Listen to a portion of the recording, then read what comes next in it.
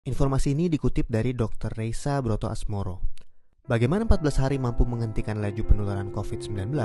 Yang perlu kita ketahui, anak-anak memang senang libur sekolah 14 hari. Namun sayangnya, banyak orang yang belum memahami.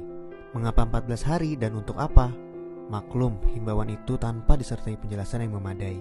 14 hari itu sangat penting dan harus disertai tindakan kepatuhan. 14 hari itu mampu menghentikan laju penularan COVID-19 dan mampu menyelamatkan ribuan orang. Bagaimana bisa?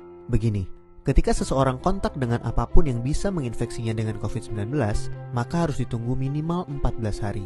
Jika tidak terjadi apa-apa, maka orang itu aman.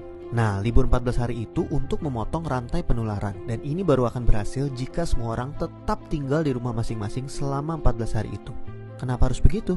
Contoh, seorang anak mulai libur tanggal 16 Maret selama 14 hari. Dia akan masuk sekolah lagi pada hari ke-15. Ternyata anak ini dan keluarganya menggunakan waktu libur itu untuk jalan-jalan, mengunjungi kumpulan orang, ke tempat saudara, ke mall, dan lain-lain.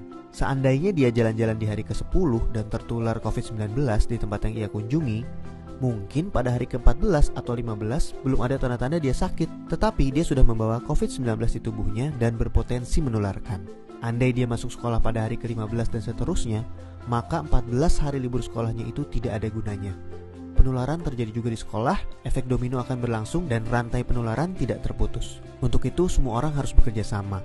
Semua warga Indonesia harus membantu dan warga harus kompak, yaitu patuh untuk tidak kemana-mana dalam 14 hari itu kecuali untuk hal yang sangat perlu.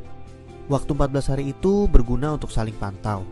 Jika ada orang yang menunjukkan gejala-gejala menderita serangan COVID-19, bisa segera ditangani dan hopefully penularannya hanya stop di dia, karena dia tidak kontak dengan orang lain dalam 14 hari itu.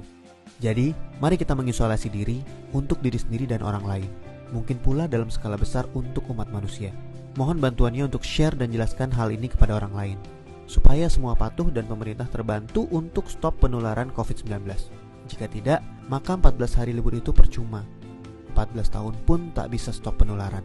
Semoga kondisi dunia segera pulih. Dr. Reisa Broto Asmoro.